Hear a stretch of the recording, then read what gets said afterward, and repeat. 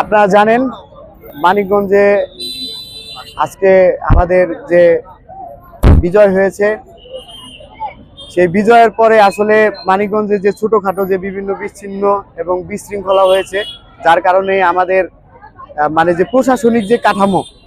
সেই কাঠামোটা কিন্তু একদম ধ্বংস হয়ে গেছে। যার ফলে এই যে শহরের যে নিরাপত্তা এবং সংস্কার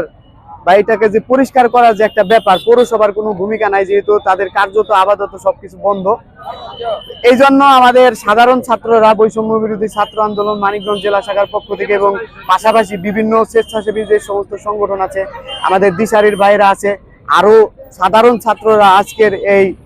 যে আমাদের আইন শৃঙ্খলা রক্ষাকারী বাহিনী তো আমাদের নাই, আনসার যে বিডিপি এবং তারা যে এখানে আইন শৃঙ্খলা রক্ষাকারী বাহিনীর যে ভূমিকা পালন করতেছে, তাদের সাথে আমাদের সাধারণ ছাত্ররা মিলে আজকে এই মানিকগঞ্জ শহরের নিরাপত্তা নিশ্চিত করছে, রাস্তাঘাট পরিষ্কার করছে এবং শৃঙ্খলা ফিরিয়ে আনার জন্য সর্বাত্মক চেষ্টা করছে। আমি আপনাদেরকে উদাত্ত আহ্বান জানাবো,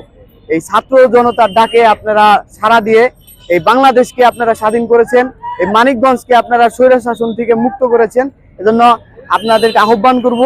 এই ছাত্রদের হাতে এই দেশ থাকলে এই দেশ সুন্দর থাকবে। যে পর্যন্ত অন্তর্বর্তীকালীন কোনো সরকার প্রতিষ্ঠিত না হয়, প্রশাসন তাদের দায়িত্ব ফিরে না পায়, তারা দায়িত্ব ফিরে না আসে, সেই পর্যন্ত ছাত্রদের নেতৃত্বে যে টিম কাজ করবে, তাদের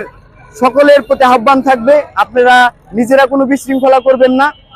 প্রত্যেকের সুবিধা অসুবিধা অনুযায়ী আপনারা তাদেরকে সাহায্য করবেন এবং সাধারণ মানুষের প্রতি আমাদের আকুল আবেদন থাকবে, ছাত্ররা যে দিক নির্দেশনা দেয় সেটা আপনার মেনে চলবেন। এবং আজকে এই পরিচ্ছন্নতা এবং এই আমাদের যে আজকের এই আইন শৃঙ্খলা রক্ষাকারী ভূমিকায় যে ছাত্ররা আসছে, এজন্য আমরা তাদেরকে ধন্যবাদ জানাই এবং তাদেরকে আন্তরিক মুবারকবাদ জানিয়ে আমি আমার সংক্ষিপ্ত বক্তব্য শেষ করছি। আজকের সময় সত্যর সন্ধানে সর্বদা অঙ্গীকারবদ্ধ।